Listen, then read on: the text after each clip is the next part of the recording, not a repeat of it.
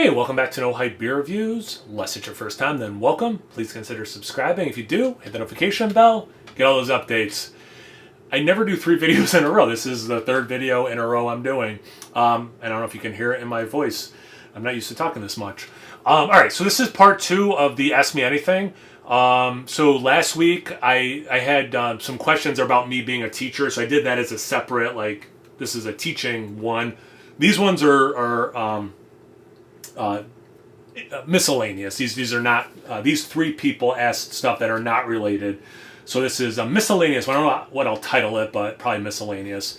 All right. So Ryan Greenman asked favorite sports team. So I actually don't watch a lot of sports. I like going to live sports. If someone invites me to go watch a game of some kind, I will go and be very happy. I've never watched soccer, for example, and my friend Mark is a huge soccer fan. He likes that New York club team, and got me a shirt that's like Captain America shirt of it, and was talking about it. He had season tickets, and he goes, come to a game, and I'm like, yeah, sure. And I had so much fun. I don't know anything about soccer. I've never watched it on TV or anything, and had a great time. All that being said, I do watch the Bills a little bit. My wife and I did not know each other at this time. We both went to college in Buffalo, so went to some Bills games, went to a Sabres game when I was there, and so we do watch, I couldn't even say a handful of games every season, but if the Bills are on and we don't have anything else going on at the house, we'll watch some of the games sometimes. So yeah, I probably project jock, but actually, yeah, I'm not really into sports much. Yeah, good question. I think most people would have a much better answer to that than me. Ross asked, what house project are you most impressed with you and your wife completed by yourselves? And then when designing a beer cellar, what are things to consider? Because he's looking to build one out in his own basement. So the house project, that one's easy. The back porch, it was a huge undertaking. We got quotes and they were stupid. The amount of money that contractors wanted, it was astronomical. And we watched some videos online. YouTube's great for that stuff. Like our hot water heater broke one time, and we're like, it was like New Year's Day. It was a holiday when plumbers wouldn't be working, or they would be working. You'd have to pay them a lot. So we called one, and they're like, well, we could come out, but no place is open to buy a new one to install. So we're going to charge you more to come out to look at it, and we can't buy any parts or a new one today anyway, so you're going to pay a bunch of money to have nothing done today, and then you have to pay us again to come out. We're like, oh yeah. So we watched some videos. We're like, we think we can do this actually relatively easy, and just as an example. So anyway, we watched some videos.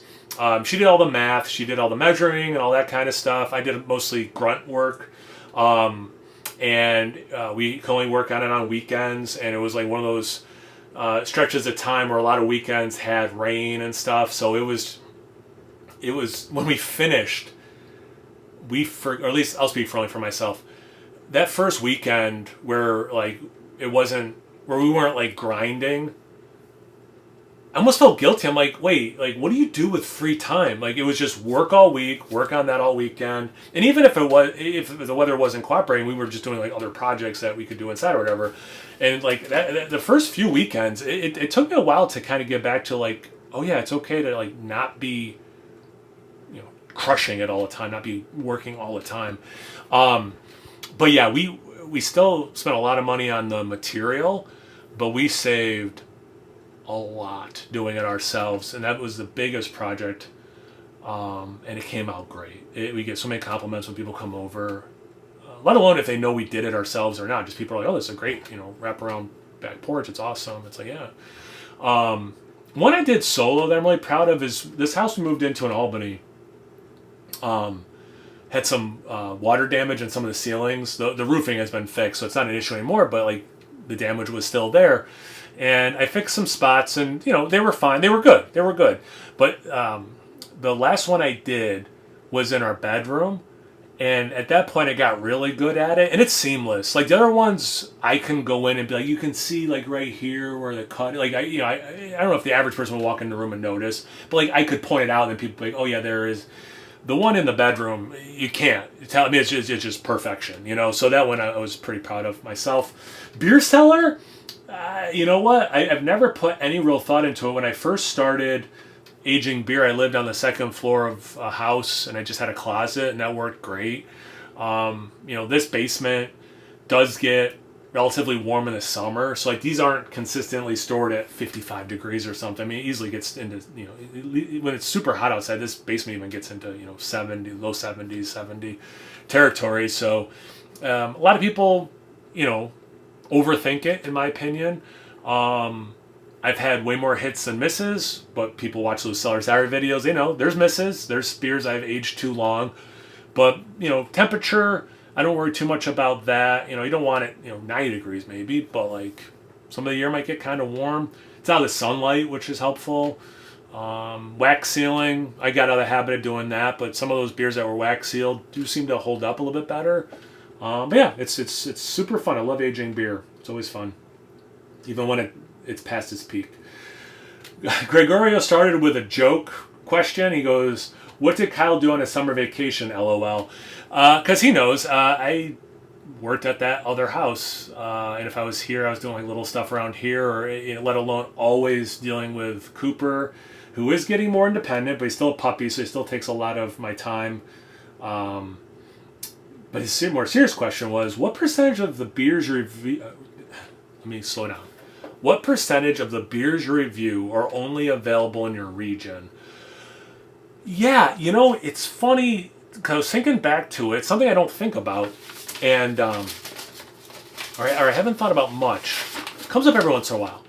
Doing beer reviews has completely skewed how I drink beer. Before doing the channel, I drank so much local beer. A lot of growler fills, you know, just, you know, stuff that, like the bigger ones, Dogfish Heads, you know, Sierra Nevada, Southern Tier, you can get the grocery store, at the beer store, a lot of import, you know, Belgian beers were one of the first kinds of beers I ever liked because of Ommegang, and then getting into actual Belgian made beers. And then every once in a while, you know, someone could score something that was like a heady top or a dark, or, you know, like whatever, right? And the vast majority before the channel was super local, or those big ones, you know, Brooklyn, whatever, like you know, pretty easy to get, or really easy to get in New York at the time. And then, you know, more breweries that were smaller or not available in New York, like Bell's was eventually, you know, in New York. When I turned 30, they still, this was like 12 years ago, they still weren't in New York, and then like a year or two later they were. So they'd probably been in New York for about a decade. So it kind of crept where less super regional beers. Then with a channel, you know, from the get-go, No Hype beer reviews had two meanings. If I'm reviewing a beer that's hyped, don't go into it thinking it's going to be great. Just go in with no hype. Is it good or not? You know, what do you get out of it? Do you like what you taste? Not like what you taste? But the other one was try to drink beers that aren't hyped, like local beers, you know?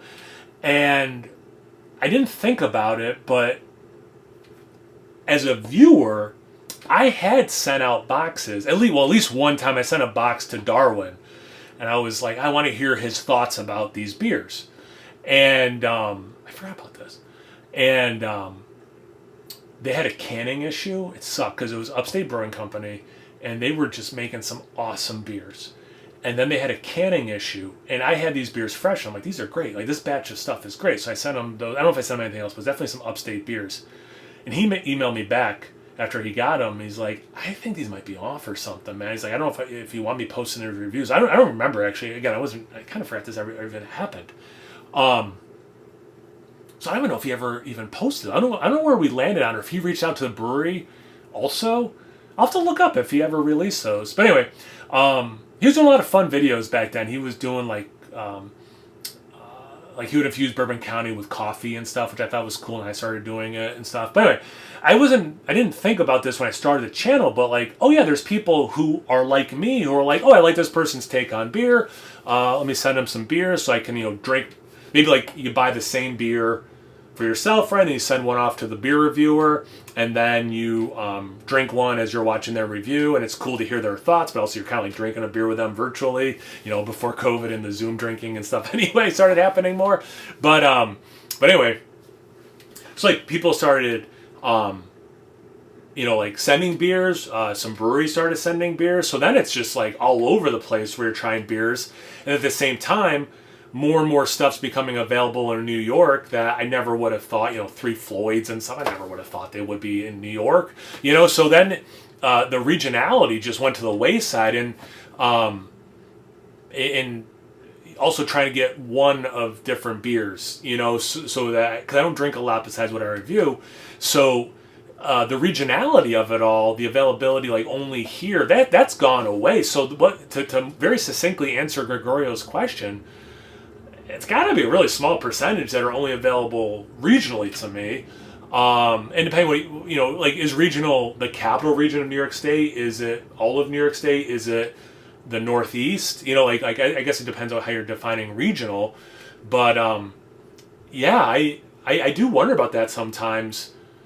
Do people watch, like how many people watch reviews of beers they've never seen before, have no interest in? Like, there's definitely people who just like watching beer reviewers. I've watched many videos of beer reviewers who I have no interest in that beer, or didn't have an interest in, at least before the review.